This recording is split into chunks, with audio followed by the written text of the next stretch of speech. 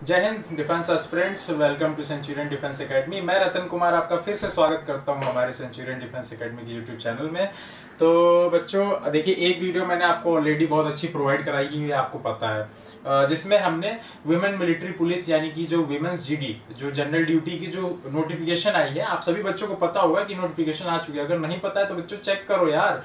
आपके जो हमारी ये सेंचुरियन डिफेंस एकेडमी का यूट्यूब चैनल है, इसी यूट्यूब चैनल पे एक वीडियो ऑलरेडी पहले पड़ी हुई है जिसमें सब कुछ बताया गया है। वुमेन मिलिट्री पुलिस या फिर जीडी का जो एग्जाम है, इस एग्जाम में पूरा स्टार्टिंग से लेकर रजिस्ट्रेशन से लेकर फाइनल आपको पोस्ट मिलने तक, सिलेक्शन तक क्या प्रोसीजर है, क्या करना होगा, सब कुछ वेल मैनर्ड तरीके से उस वीडियो में एक्सप्लेन किया गया। अगर वो वीडियो नहीं देखे हो तो जाके देखो आप सभी, तभी तो चीजें क्लियर होंगी। जब तक क्लियर नहीं होंगी तब तक कैसे कुछ कर पाओगे आप लोग, भटकते रहोगे इधर उधर। तो चीजों को क्लियर करो और फिर आगे बढ़ो, प्रिपरेशन स्टार्ट करो। अब ज्यादा टाइम ना वेस्ट करो बच्चों, ठीक है। तो देखिए हमारा टारगेट क्या है, Indian army women military police. एक वीडियो मैं इस पे ऑलरेडी आपको प्रोवाइड करा चुका हूं जिसमें मैंने मैथमेटिक्स का सिलेबस डिस्कस किया था। आपको पता है मैं रतन कुमार मैथमेटिक्स पढ़ाता हूं सीडीए में, मतलब सेंचुरियन डिफेंस एकेडमी में, और अलग अलग बैचेस हैं, इसमें से एक ये है मिलिट्री पुलिस का। तो इसके लिए मैंने पूरा मैथमेटिक्स का सिलेबस डिस्कशन किया था,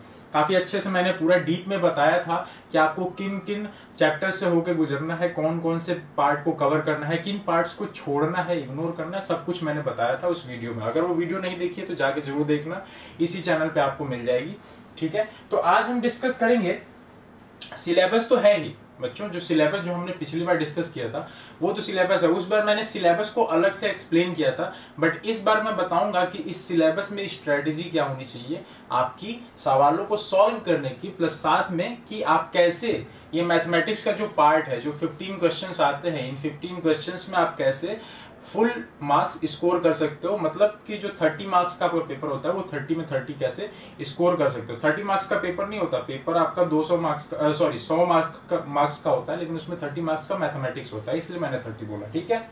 तो चलो हम जानते हैं। तो पहले एक बार तो आप नजर डाल लो कि ये जितनी गर्ल्स हैं जो दिख रही हैं, हमारी भारतीय नारियां, हमारे भारत की सशक्त औरतें, लेडीज, जिसमें से आप भी आ जाओगे। और तो कोई अपना ये मत समझना कि मैं औरतें बोल के किसी का अपमान कर रहा हूँ जस्ट इग्नोर दैट। लेकिन ये है कि अगर आप देखना चाहते हो, ऐसा एक चाहते हो कि आपके फेसबुक पे एक ऐसी भी डीपी अपलोड हो, ठीक है, और केवल यही नहीं, डीपी अपलोड ना हो, आपके अंदर मन से इच्छा है कि मैं अपने भारत देश की सेवा करूं, आपका सपना है कि डिफेंस के सेक्टर में जाऊं और इंडिया को मजबूत करने में मेरा खुद का भी योगदान है, तो अब आप कहीं देरी ना करिए। वुमेन मिलिट्री पुलिस की नोटिफिकेशन आ चुकी है, फॉर्म भरिए, तैयारी शुरू करिए और आगे बढ़िए उसमें, ठीक है। आप इस तरीके से अपना सपना पूरा कर सकते हो। बस इमेजिन करो कि यहाँ पे आप खड़े हो और ये सारी वर्दी यही है, सोचो कैसा लगेगा, कैसा फील होगा। फील करो, मजा आता है, अच्छा लगता है, ठीक है। तो चलिए अब बढ़ते हैं आगे। आज हम स्ट्रेटेजी डिस्कस करने वाले हैं। सिलेबस के लिए हमने ऑलरेडी वीडियो प्रोवाइड करा दी है। अब देखिए आता है जीके। मैंने उस बार भी बताया था फर्स्ट वीडियो में भी कि जीके का आपका कितना क्वेश्चन आता है बच्चों। जीके के लिए मैंने फर्स्ट बार में ही बता दिया था कि जीके है जनरल नॉलेज, तो जीके के लिए आपके 15 क्वेश्चन आते हैं। जीएस जो है जनरल साइंस, क्या क्या वो कवर होता है ये भी मैंने थोड़ा सा बताया था 2 मिनट के अंदर। फिर आता है 20 क्वेश्चन, क्योंकि अब ये सब्जेक्ट मेरे पार्ट नहीं है, मेरा पार्ट मैथमेटिक्स है, मेरा पार्ट मैथमेटिक्स है। मैं जितने भी बैचेस पढ़ाता हूँ, जितने कोर्सेज के लिए, सब में मैथमेटिक्स पढ़ाता हूँ। तो मैथमेटिक्स में मेरा पार्ट है, तो ये 15 क्वेश्चंस का आपका पेपर होगा बच्चों। 15 क्वेश्चन में 2-2 नंबर मिलते हैं सही करने के, यानी कि 30 नंबर का पेपर। गलत करते हो तो 0.5 नंबर माइनस होता है, कटता है, ठीक है। तो इसको मैं बहुत डिटेल में चर्चा नहीं करने वाला हूँ, क्योंकि वो फर्स्ट वीडियो में ऑलरेडी कर चुका हूँ। अब हम आते हैं कि देखो, जो हमारा टॉपिक था, ये सारी चीजें आपको उस वीडियो में भी देखने को मिली होंगी, लेकिन उस बार मैंने ये बताया था कि क्या आता है इसके अंदर। अब मैं बताऊंगा कि जो आता है उसको करेंगे कैसे, हमारी स्ट्रेटेजी क्या होनी चाहिए प्रिपरेशन के लिए।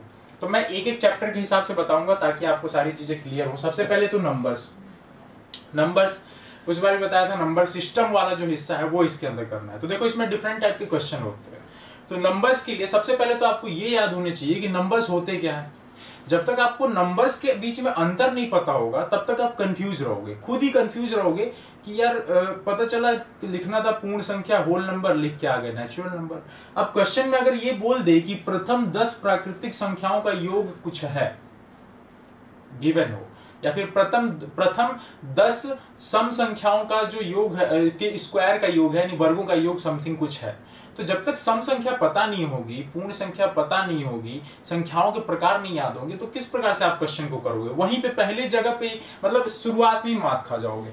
तो इसलिए नंबर्स के जो टाइप्स होते हैं हमें पता होने चाहिए, ठीक है। इसमें एक एक चीज का डिफरेंशिएशन पता होना चाहिए कि अंतर क्या है।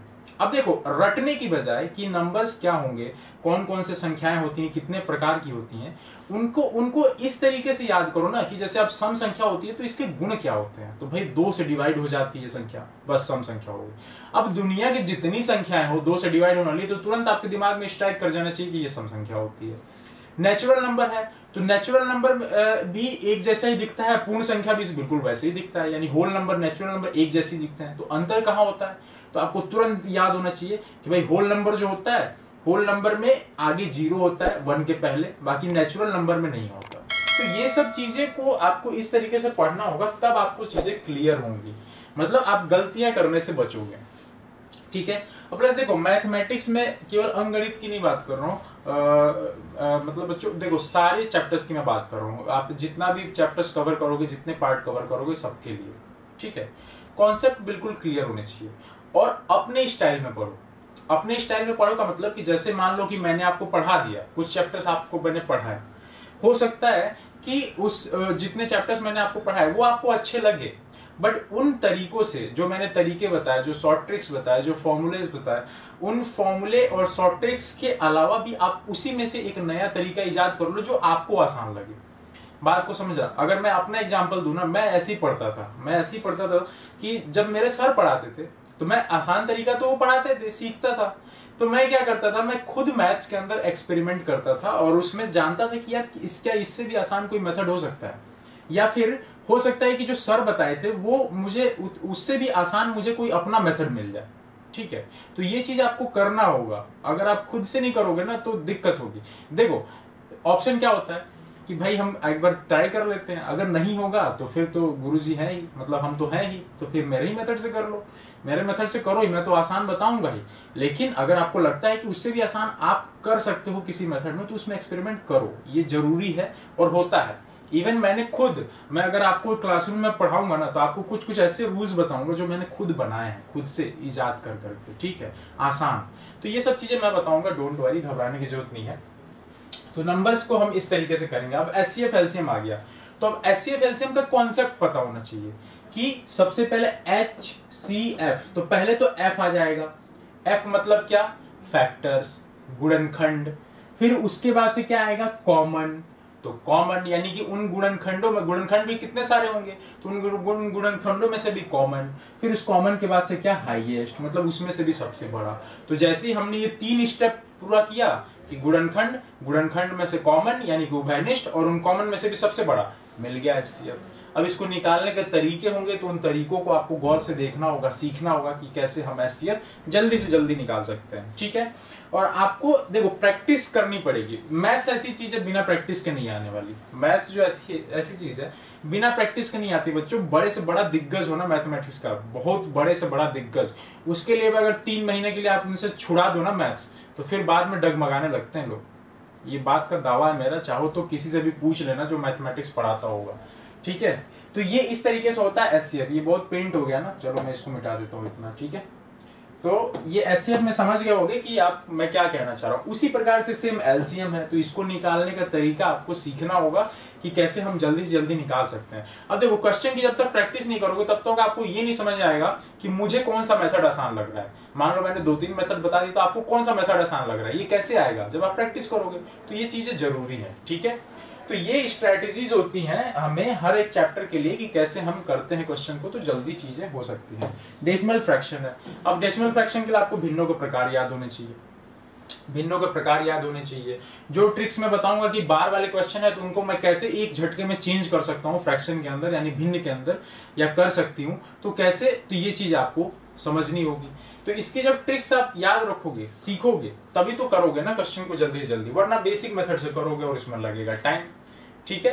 तो ये हमारी स्ट्रेटेजी होती है कि किस तरीके से हम डेसिमल फ्रैक्शन के क्वेश्चंस को जल्दी कर सकते हैं। इसके फॉर्मूलाज, इसके शॉर्ट ट्रिक जो होंगे उनका इस्तेमाल करिए सवालों में ज्यादा से ज्यादा। क्वेश्चन में ये पहचानने की कोशिश करिए कि किस जगह पे किस शॉर्ट ट्रिक की जरूरत है। जब ये आप पहचानना सीख जाओगे तो क्वेश्चन को आप जल्दी करना स्टार्ट कर लोगे, ठीक है। और ये आएगी प्रैक्टिस से, तो प्रैक्टिस तो बहुत जरूरी है मैथमेटिक्स में। फिर आ जाता है स्क्वायर रूट। अब स्क्वायर रूट का देखो ट्रिक्स है। स्क्वायर रूट चाहो तो वर्गमूल निकाल सकते हो, बेसिक मेथड से निकाल सकते हो, लेकिन इसके ट्रिक्स हैं। छोटी संख्या होगी तो उसका क्या ट्रिक है, बड़ी संख्या होगी उसका क्या शॉर्ट ट्रिक है। ट्रिक जानो तुरंत आ जाएगा, फटाक से आंसर आ जाएगा, ठीक है। तो इन चीजों को इस्तेमाल करिए, इसकी प्रैक्टिस करिए। और मैं तो ये आपको कहूंगा कि स्क्वायर रूट निकाल लो, स्क्वायर रूट निकाल लो तो उसके लिए आपको पहली बात की स्क्वायर भी याद होना चाहिए, वर्ग जो होता है।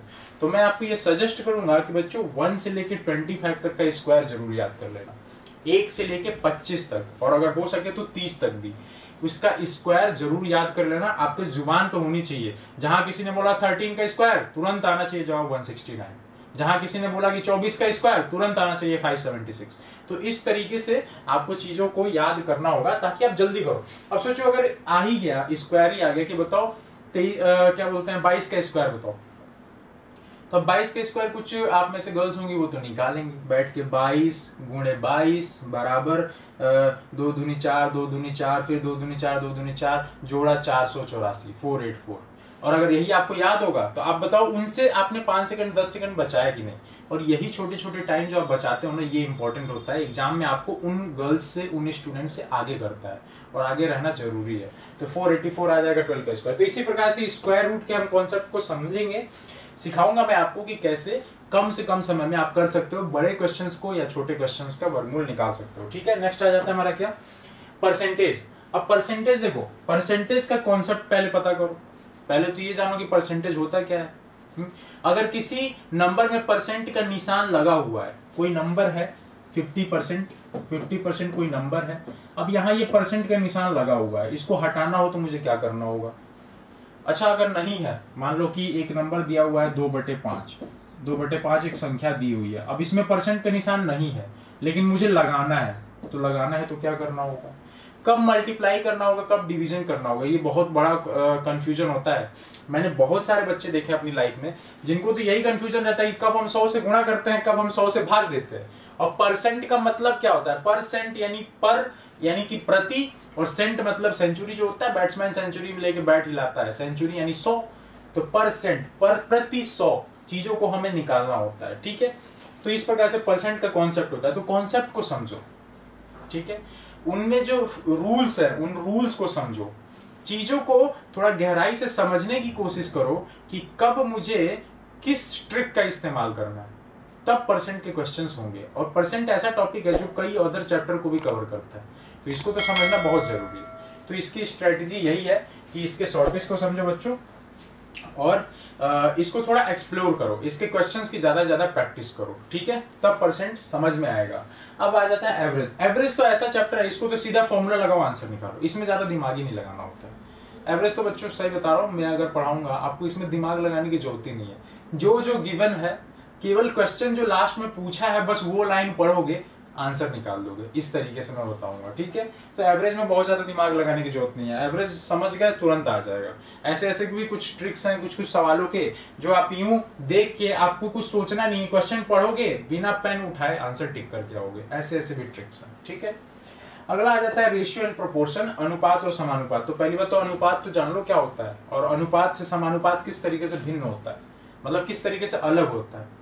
अनुपात कोई भी चीज समथिंग अपॉन समथिंग, समथिंग बटे समथिंग, अंश बटे हर होता है। तो ये क्या है, अंश और हर का अनुपात है, ठीक है। अब समानुपात क्या आ जाता है, समानुपात जब आएगा तो फिर 2 अनुपात आ जाएंगे। जब भी 2 अनुपात आपस में बराबर होंगे तो वो क्या हो जाएगा, समानुपात हो जाएगा। सम अनुपात, सम मतलब बराबर, अनुपात मतलब बराबर अनुपात। 2 अनुपात ही तो बराबर होंगे कि एक अनुपात में आप अपने में ही बराबर होकर घूमता रहेगा, नहीं ना। तो ये होता है समानुपात। तो इस तरीके से अनुपात समानुपात के कॉन्सेप्ट को समझो, उसके भी शॉर्ट ट्रिक्स हैं इनके निकालने के, बेसिक मेथड से भी समझो। अच्छा हाँ, एक चीज मैं बता दूं, मैथमेटिक्स ऐसा चैप्टर है जब आप क्वेश्चन को बेसिक मेथड से करते हो तो आपको आइडिया मिलता है कि इस क्वेश्चन में क्या क्या चीजें हम और छोटा कर सकते हैं। और जब तक बेसिक मेथड से नहीं करोगे तब तक शॉर्ट ट्रिक भी नहीं समझ में आएगी जल्दी। शॉर्ट ट्रिक से आंसर तो आ जाता है, लेकिन अगर आपको जानना है ना कि ये शॉर्ट ट्रिक से जो आंसर आया इसकी क्या रीजन था, इसके पीछे लॉजिक क्या था, तो इसके लिए आपको बेसिक मेथड से एक बार करना होगा। तो क्या एग्जाम में बैठ के बेसिक मेथड से करोगे, नहीं। जो तैयारी कर रहे हो अभी से, ये दौर है, इस दौर में क्या करोगे, यही तो करना है ताकि एग्जाम में आप उन गलतियों को करने से बचो। आपको वो अंदर अंदर के रहस्य पता चल जाए कि हाँ इन चीजों को मैं स्किप कर सकती हूँ, इन चीजों को मैं छोड़ सकती हूँ और यहाँ से इसको पकड़ सकती हूँ। ठीक है, ये आ जाता है रेशियो प्रोपोर्शन। अगला क्या, पार्टनरशिप। पार्टनरशिप में तो ज्यादा दिमाग ही नहीं लगाना है यार।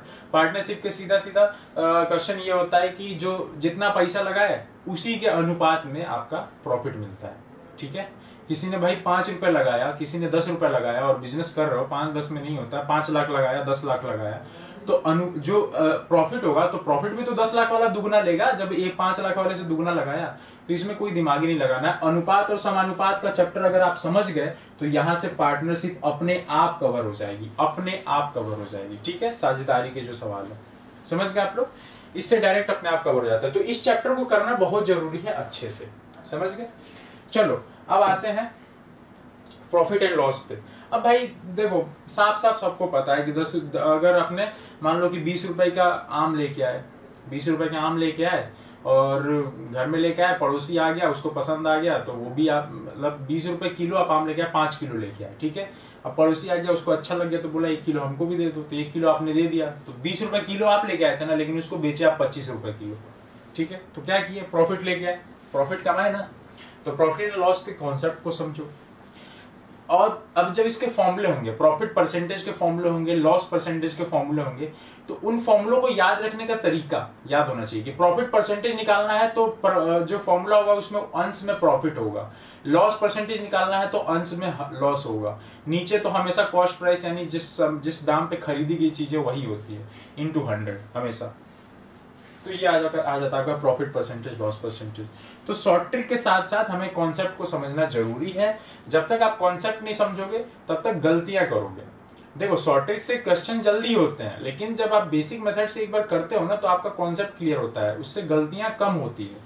ठीक है, और शॉर्ट ट्रिक से तो होगा ही होगा, क्योंकि शॉर्ट ट्रिक क्या होता है ना, शॉर्टकट रास्ता, सीधी सी बात। अब शॉर्टकट रास्ता है तो उससे आपका कॉन्सेप्ट नहीं क्लियर हो पाता है। आप सवालों को तो कर ले जाओगे, लेकिन कितने करोगे, 10 में से 8 सवाल सही कर लोगे।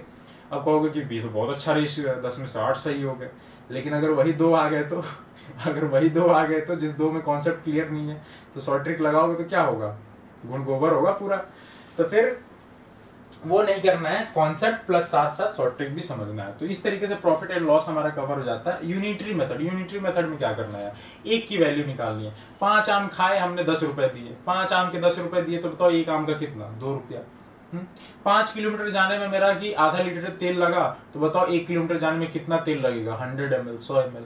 तो ये जब भी 1 की वैल्यू निकालनी है तो that is called unitary method. तो इसमें कुछ नहीं करना है। अच्छा, यूनिटरी मेथड से सीधा ऐसे नहीं पूछेगा कि 1 की वैल्यू, सीधा ये पूछेगा कि अगर 5 आम की कीमत 50 रुपए है तो 3 आम की कीमत बताओ।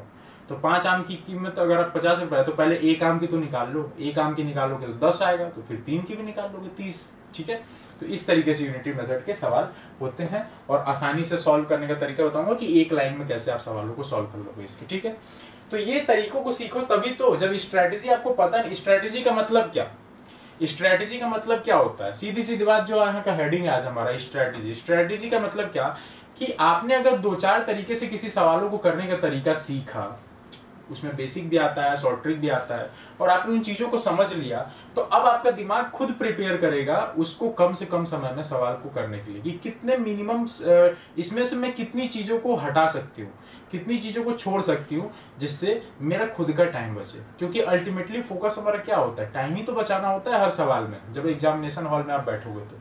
ठीक है, अगला क्या है, टाइम, वर्क एंड डिस्टेंस। ये तो फॉर्मूले बेस्ड है, इसमें बहुत वो नहीं करना है, कॉन्सेप्ट सीधा सीधा होता है। काम है तो टाइम का उल्टा रेशियो होता है, मतलब अगर अकेला आदमी कर रहा था तो टाइम का रेशियो काम के साथ ही होता है, जितना ज्यादा वक्त उतना ज्यादा काम, जितना ज्यादा काम उतना ज्यादा वक्त। लेकिन जब लोगों की संख्या बढ़ती है, जब आदमियों की जो संख्या होती है उसके उल्टा होता है, जितना ज्यादा आदमी होते जाते हैं उतना कम समय लगता है किसी काम को करने में। ठीक है, तो ये कॉन्सेप्ट उल्टा होता है। तो ये कॉन्सेप्ट जब चीज को समझ गए, और कुछ फॉर्मूलेज है, चेन रूल है, और क्या कहते हैं कि एलसीएम वाला मेथड है, एलसीएम एससीएफ वाला मेथड से मैं ऐसे सवालों कराता हूँ, बहुत जल्दी हो जाते हैं।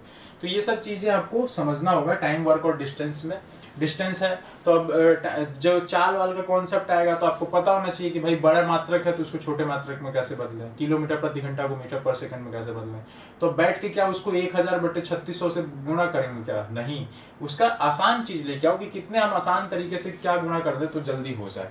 ठीक है। तो उसको मैं आपको याद रखने का भी तरीका बताऊंगा। अब याद रखने का तरीका आपको खुद ही तो इजाद करना पड़ेगा, मैं तो बताऊंगा ही बताऊंगा, तब तो सीख जाओगे। लेकिन एक बार खुद से भी तो कोशिश करो कि जैसे मुझे किलोमीटर प्रति घंटा को मीटर प्रति सेकंड में बदलना है, तो मैं किस चीज से मल्टीप्लाई करती हूँ, 5/18 से। तो 5/18 से मल्टीप्लाई करती हूँ तो मीटर पर सेकंड आ जाता है। तो अब आधे से ज्यादा आप में से तो ये कंफ्यूज रहती है कि कब 5/18 से गुणा करते हैं और कब 18/5 से गुणा करते हैं। तो अगर छोटा मात्रक बनाना है तो 5/18 से करो, बड़ा मात्रक बनाना है तो 18/5 से करो। बड़ा मात्रक क्या, किलोमीटर प्रति घंटा, छोटा मात्रक क्या, मीटर प्रति सेकंड। तो इसमें बदलना है तो 5/18 और 18/5 से करो। तो कैसे, किस वाले में 5 करेंगे? छोटा मात्रक बनाना है तो ऊपर अंश में छोटा होना चाहिए। 5 और 18 में छोटा क्या है, 5।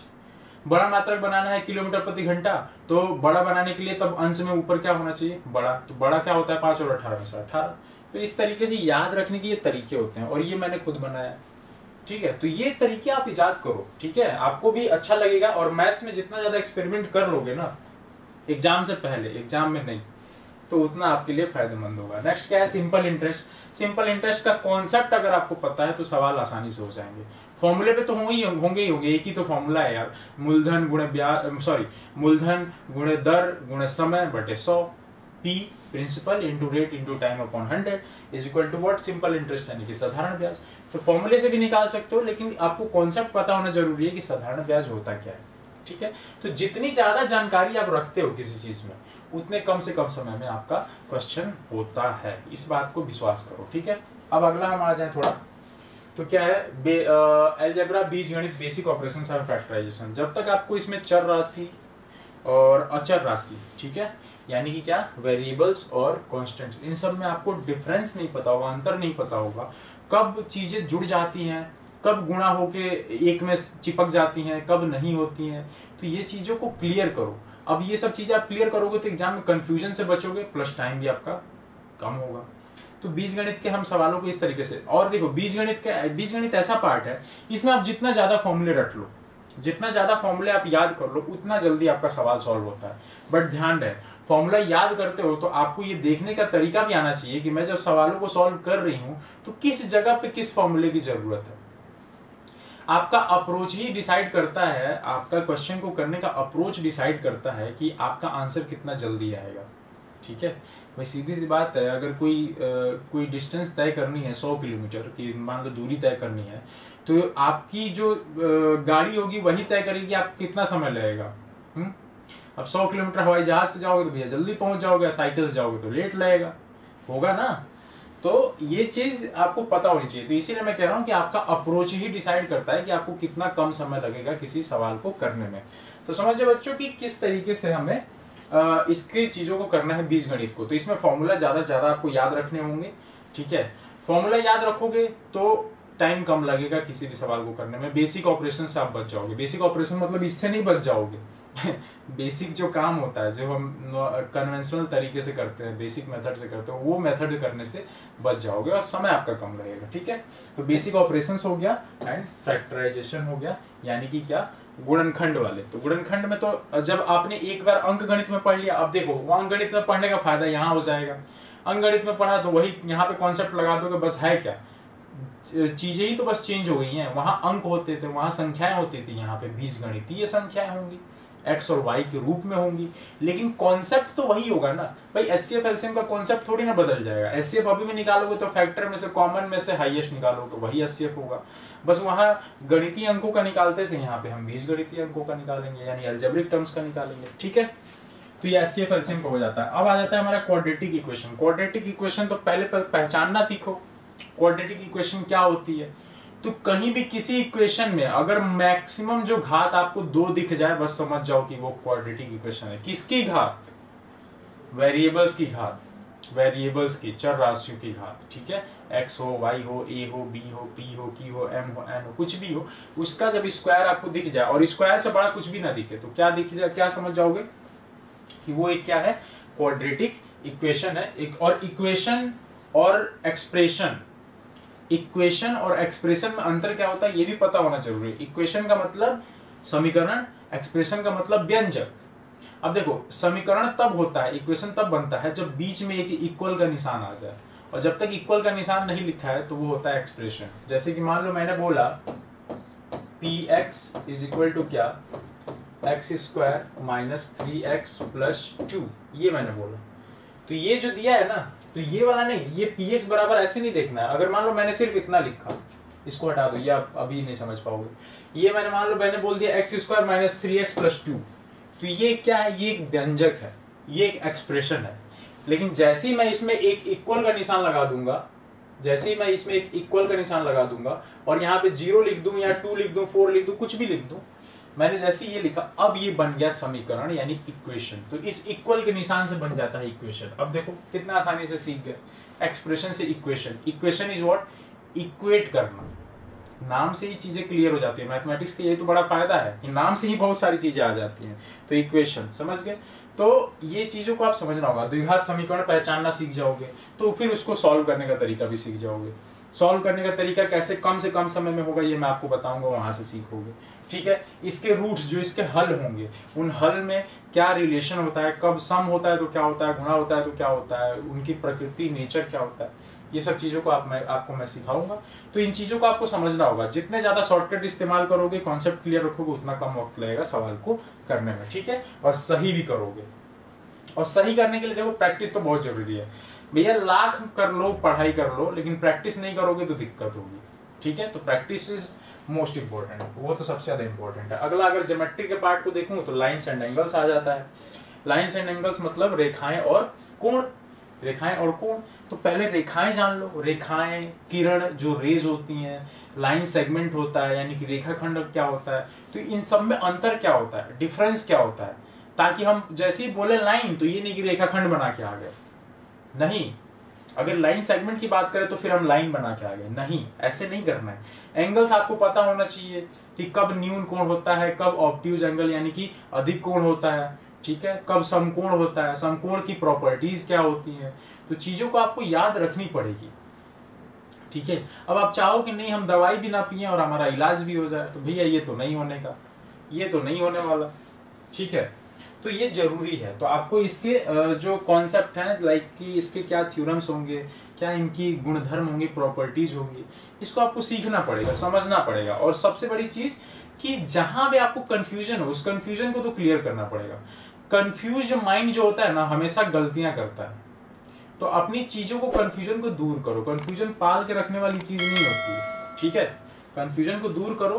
कंफ्यूजन अगर आपका क्लियर होगा तो सवाल सही होने से कोई नहीं रोक सकता है, विद कॉन्सेप्ट्स। ठीक है, तो लाइंस और एंगल्स का पार्ट जो होगा कवर हो जाएगा। अब लाइंस एंड एंगल्स में क्या क्या आता है ये मैं ऑलरेडी सिलेबस वाले पार्ट में डिस्कस कर चुका हूं, तो ये वीडियो लंबी नहीं करना चाहता, इसीलिए मैं बस स्ट्रैटेजी बता रहा हूं। अब ट्रायंगल्स हैं, तो ट्रायंगल्स की क्या खूबियां होती हैं। अगर मैंने जैसे ही बोला कि विषम बाहु त्रिभुज, स्केलिन ट्रायंगल, तो आपके दिमाग में तुरंत स्ट्राइक करना चाहिए कि विषम बाहु त्रिभुज की खूबियां क्या होती हैं। तो भाई तीनों जो भुजाएं होती हैं वो अलग अलग लंबाई की होती हैं।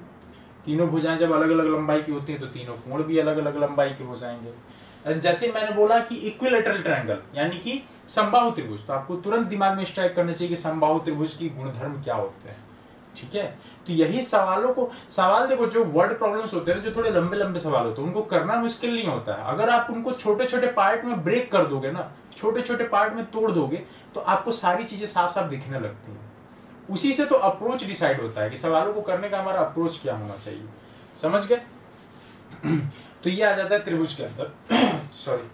तो त्रिभुज की प्रॉपर्टीज, उनके गुण, ये सब चीजें आपको सीखनी होंगी। ठीक है, तो त्रिभुज जब जान जाओगे कि इनके गुण क्या होते हैं, इनकी खूबियां क्या होती हैं, तो फिर जो सवाल जिसको बना के पूछना हो पूछ ले, हम तो सब क्लियर करके आ जाएंगे। ठीक है, और बाकी जो ट्रिक्स होंगे वो मैं सिखाऊंगा ही। नेक्स्ट आ जाता है क्या, क्वाड्रिलेटरल्स यानी कि चतुर्भुज। तो जो काम त्रिभुज में करना है वही तो चतुर्भुज में भी करना है। चतुर्भुज क्या अलग है, उसमें 3 कोण होते थे, इसमें 4 कोण हो जाएंगे। उसमें 3 कोने होते थे, इसमें 4 हो जाएंगे। उसमें 3 भुजाएं होती थी, इसमें 4 भुजाएं हो जाएगी।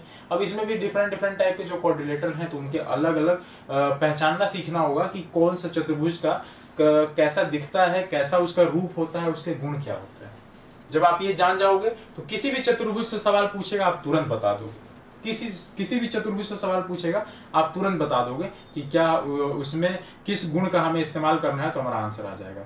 हर चतुर्भुज के लिए अलग अलग फॉर्मूले हैं, वो फॉर्मूले आपको याद रखने पड़ेंगे, तभी सवाल जल्दी सॉल्व होंगे। ठीक है, तो देखो बच्चों, जो चीज आपको करनी है वो तो करनी है, आप उससे भाग नहीं सकते। भागोगे तो वो आपका पीछा करेगा, डर लगेगा, फिर दिक्कतें होंगी। ठीक है, अगला क्या है सर्किल। तो सर्किल पहचानना सीख जाओ, सर्किल होता क्या है, बनता कैसे है। ये नहीं कि बनाना था सर्किल, बना आए अंडा, अंडा बना दिए। पैराबोला नहीं, पैराबोला नहीं होता वो, मतलब सर्किल नहीं होता है। अंडा का शेप आप जानती हो, थोड़ा लंबा होता है, दो तरफ से इसे बढ़ा दो, इलिप्स होता है वो। ठीक है, इलिप्स को दीर्घवृत्त बोलते हैं इसको। ठीक है, तो ये चीज होता है सर्कल। तो पहले पहचानना सीखो। अब सर्कल में क्या क्या चीजें आ सकती हैं, तो त्रिज्या आती है, व्यास आता है, जीवा आता है, इंग्लिश में बोलूं तो रेडियस होता है, डायमीटर होता है, कॉर्ड होता है, सेगमेंट्स होते हैं। तो ये सब चीजों को जानो ना पहले। अब पता चला कि घाल मिल करके आ गए, पूछा था जीवा, निकाला है व्यास निकाला है त्रिज्या। तो ये चीजों को पहले जानो, और इसमें फॉर्मूले जो होंगे, फॉर्मूले तो मैं बताऊंगा, ये फॉर्मूले भी आपको याद रखने होंगे। तो जब देखो कॉन्सेप्ट, जब चीजें क्लियर रहेंगी ना कि वाकई में क्या होती है त्रिज्या, वाकई में क्या होता है व्यास, वाकई में जीवा क्या होता है, ये चीजें जब याद रहेंगी तो आप खुद से दिमाग लगा लोगे। जैसे ही आपको मैंने व्यास बताया कि एक कोने से लेकर दूसरे कोने तक की जो सबसे बड़ी भुजा, सबसे बड़ी साइड होती है, लाइन होती है त्रिवृत्त के अंदर, वो होता है आपका व्यास। तो अब आपको खुद दिमाग में आएगा कि सबसे बड़ा, उसी में लाइन खींचना शुरू करो, सबसे बड़ा जहां मिल जाए एक ही जगह पे मिलेगा, सेंटर पे, केंद्र से होके जाने वाली लाइन। तो तुरंत दिख जाएगा भाई, आधा इधर वाला त्रिज्या एक है, आधा इधर वाला त्रिज्या एक है, तो दोनों मिला के 2 बार त्रिज्या हो गया। तो साफ है, व्यास बराबर 2 इंटू त्रिज्या, यानी 2 इंटू आर, 2 इंटू रेडियस। चीजें विजुअलाइज होने लगेंगी। तो इस तरीके से हमें मैथ्स को पढ़ना होता है, ताकि आप कॉन्सेप्ट को क्लियर करो और जल्दी जल्दी क्वेश्चंस को करो ट्रिक्स के साथ। ट्रिक्स कॉन्सेप्ट से ही बनते हैं, ट्रिक से कॉन्सेप्ट नहीं बनता, कॉन्सेप्ट से ट्रिक बनता है। ये चीज ध्यान रखना आप लोग हमेशा, समझ गए। तो ये हो जाता है सर्कल। अब अगर हम आ जाए नेक्स्ट पार्ट पे, मेंसुरेशन में, तो मेंसुरेशन में क्या, वही चीज जैसे फॉर्मूला उसमें जानना है। तो सबसे पहले तो ये जान लो भैया, एरिया क्या होता है, पेरीमीटर क्या होता है। तो ये चीज आपको तो जानना पड़ेगा ना। अब पेरीमीटर पता नहीं कि परिमाप क्या होता है, बस परिमाप होता है। सर वर्ग का परिमाप बराबर 4 है, वर्ग का परिमाप बराबर 4 है, आयत का परिमाप बराबर 2 इंटू एल प्लस बी। तो भैया ठीक है, अच्छी बात है, फॉर्मूला याद रखना है, याद रखना है, बट एक बार परिमाप का कॉन्सेप्ट तो याद रखो। क्या है परिमाप? मैंने अभी थोड़ी देर पहले बोला कि कॉन्सेप्ट से फॉर्मूले बनते हैं, ना कि फॉर्मूले से कॉन्सेप्ट। क्या होता है परिमाप? किसी भी एक बिंदु से चलना शुरू किया, एक बिंदु पकड़ लो और उसके किनारे किनारे चलना स्टार्ट करो, किनारे किनारे चलते हुए वापस उसी बिंदु पे आके रुक जाओ। अब मैंने मान लो यहाँ पे एक बना दिया आयत, मैंने बना दिया यहाँ पे एक आयत बना दिया, ठीक है।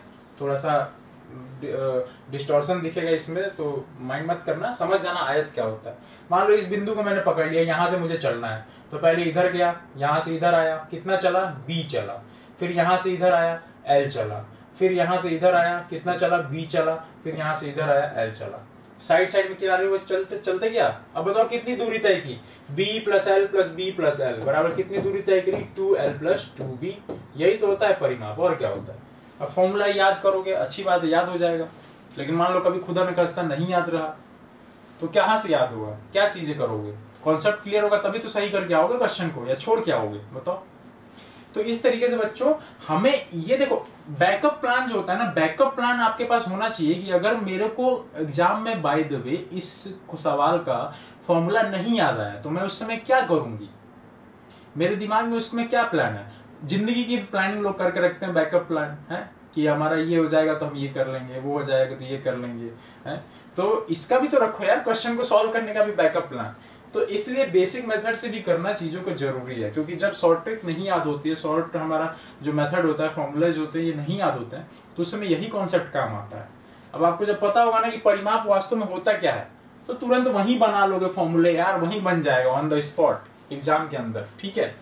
तो ये होता है। तो अब यही चीज आपको स्क्वायर के साथ करनी है, वर्ग के साथ भी, यही आपको आयत के साथ करना है, यही आपको समांतर चतुर्भुज के साथ करना है, पैरेललोग्राम, और यही आपको किसके साथ करना है? सर्कल्स के साथ भी करना है, ठीक है।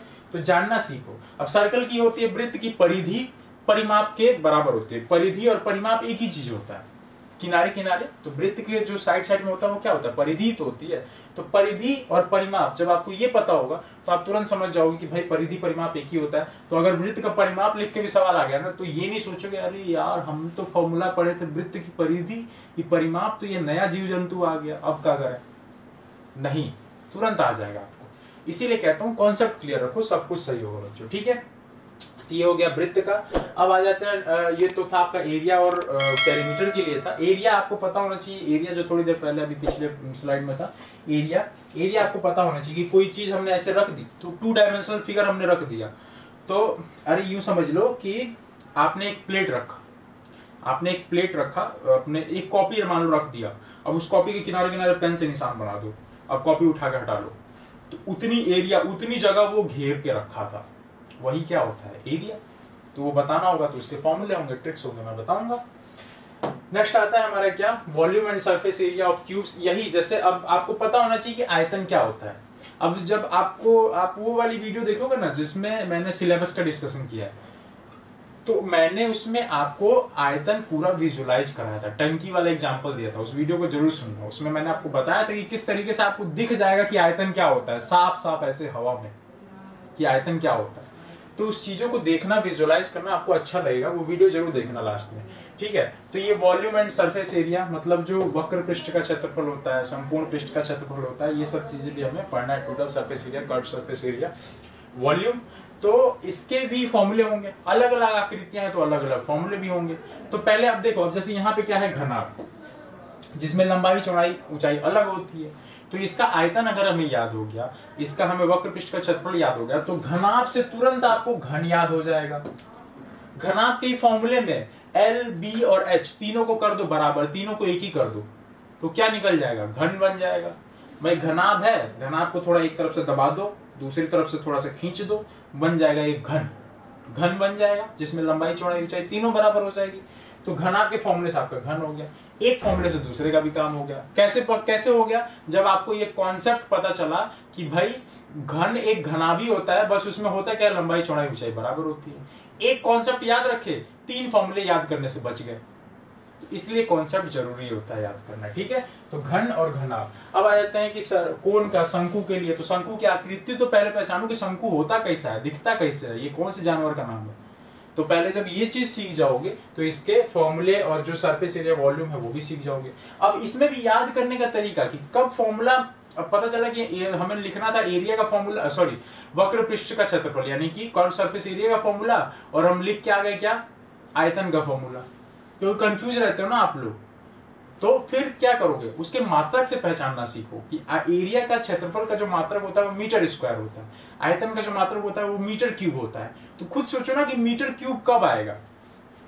जैसे कि मैं एग्जांपल देता हूं, मान लो कौन सा ले लो, कोई भी एक ले लो, जैसे ये इसमें से ये ले लो, बेलन ले लो, ठीक है, सिलेंडर ले लो। तो अब सिलेंडर का अगर मैं आयतन लिखूं, वॉल्यूम, तो वो क्या होता है, पाई आर स्क्वायर एच। और अगर यही मुझे कर्व सरफेस एरिया लिखना हो तो क्या लिखूंगा, CSA जो होता है कर्व सरफेस एरिया यानी कि वक्र पृष्ठ का क्षेत्रफल, वो क्या होता है, 2 पाई आर इंटू एच होता है। अब देखो होता क्या है, बच्चे आप लोग क्या गलती करते हो, पूछेगा आयतन लिख के आ जाओगे कर्व सरफेस एरिया वाला फॉर्मूला और आंसर निकाल दोगे, वो ऑप्शन में भी होगा। चाहे पूछेगा कर्व सरफेस एरिया और आप निकाल के आ जाओगे वॉल्यूम, आयतन। तो ये गलतियां करने से कैसे बचोगे, इसका क्या बैकअप प्लान कोई आपके पास है, इसका बैकअप प्लान बनाओ ना कि कैसे करोगे। तो कि अगर आप, मुझे कंफ्यूजन हो गया, मान लो मैं उसी टाइम पे कंफ्यूज हो गई कि अरे यार CSA होता है कि वॉल्यूम वाला फॉर्मूला कौन सा होता है, क्योंकि आप तो सीधा फॉर्मूले पे फोकस किए थे, आपने वही याद रखा था। तो कॉन्सेप्ट पहले जानो ना कि क्या होता है, कैसे हम फॉर्मूले को याद रखें। तो बैकअप प्लान क्या है, आपको ये मालूम होना चाहिए कि आयतन का जो फॉर्मूला होता है ना, उसमें मीटर क्यूब आता है, उसका जो मात्रक होगा वो मीटर क्यूब होगा, मतलब 3 बार मीटर आएगा। और जो CSA होता है यानी कि ये होता एरिया ही है ना, तो एरिया में क्या होता है, मीटर स्क्वायर आएगा, यानी कि 2 बार मीटर आना चाहिए लंबाई। तो अब खुद सोचो, इसमें देखो R क्या है, रेडियस यानी कि त्रिज्या। तो त्रिज्या किसमें, मीटर में ही तो नापते हो, मीटर में नापोगे तो 2 बार मीटर तो यहीं आ जाएगा, 2 बार मीटर यहां से आ जाएगा क्योंकि स्क्वायर है। और हाइट जो है ऊंचाई, तो ऊंचाई भी तो मीटर में ही नापोगे, अगर किलोग्राम में नापोगे, मीटर में ही नापोगे, तो ये भी 1 मीटर, तो मिलकर आ गया 3 बार मीटर। तो तुरंत समझ में आ जाएगा कि भाई वॉल्यूम में 3 बार मीटर होता है, इसका मतलब वॉल्यूम वाला फॉर्मूला ये है, ये नहीं है। इसमें क्या होगा, R 1 बार है तो 1 बार मीटर आएगा, H जो हाइट है वो 1 बार मीटर आएगा, 2 ही बार मीटर आएगा, पाई और 2 का तो कुछ होता नहीं मात्र।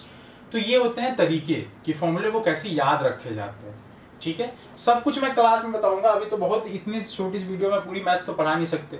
तो ये था आपका पूरा स्ट्रेटजी, ठीक है बच्चों, ये था आपका पूरा सारा स्ट्रेटजी कि आपको मैथ्स के जो क्वेश्चन है वो कैसे सॉल्व करने हैं। मेरी एक चीज जरूर ध्यान रखना, कंक्लूजन में यही कहूंगा जाते जाते कि कॉन्सेप्ट से फॉर्मूले बनते हैं, कॉन्सेप्ट से शॉर्ट ट्रिक्स बनते हैं, शॉर्ट ट्रिक्स या फॉर्मूले से कॉन्सेप्ट नहीं बनते।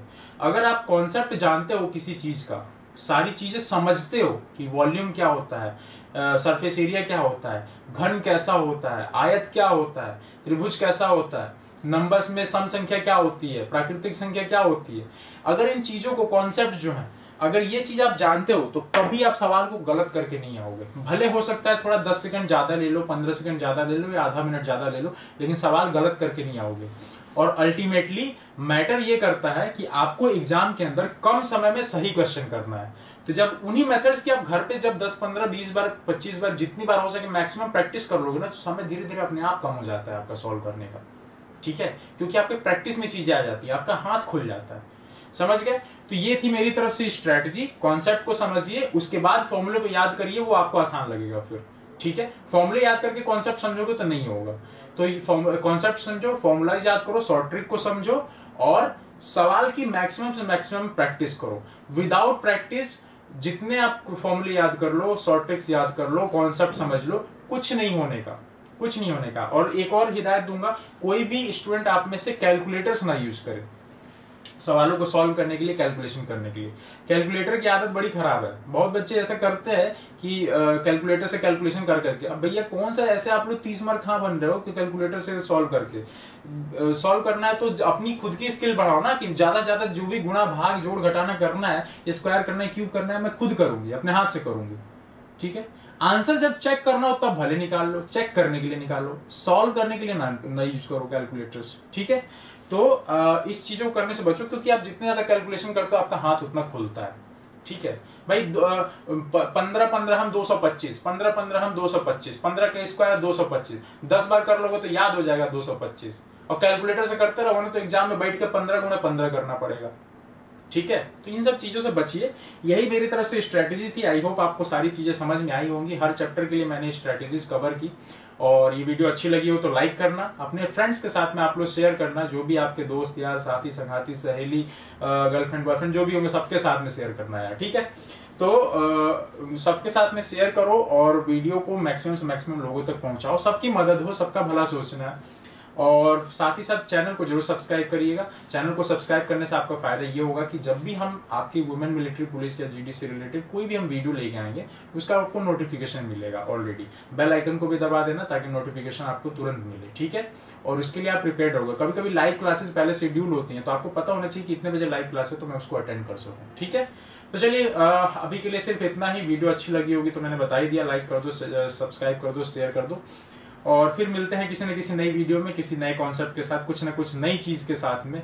हमेशा कुछ ना कुछ मैं नया प्रोवाइड करता रहूं। तो अब रतन कुमार मैं आपसे विदा लेता हूं, निकलता हूं अब, और फिर किसी नई वीडियो में मिलेंगे। तब तक के लिए आप सभी लोग अपना ध्यान रखिए, स्वस्थ रहिए, सुरक्षित रहिए। जय हिंद। अगर आपने सेंचुरियन डिफेंस एकेडमी के YouTube चैनल को सब्सक्राइब नहीं किया है तो अभी सब्सक्राइब करें और बेल आइकन दबाएं ताकि लेटेस्ट नोटिफिकेशंस आपके पास सबसे पहले पहुंचे।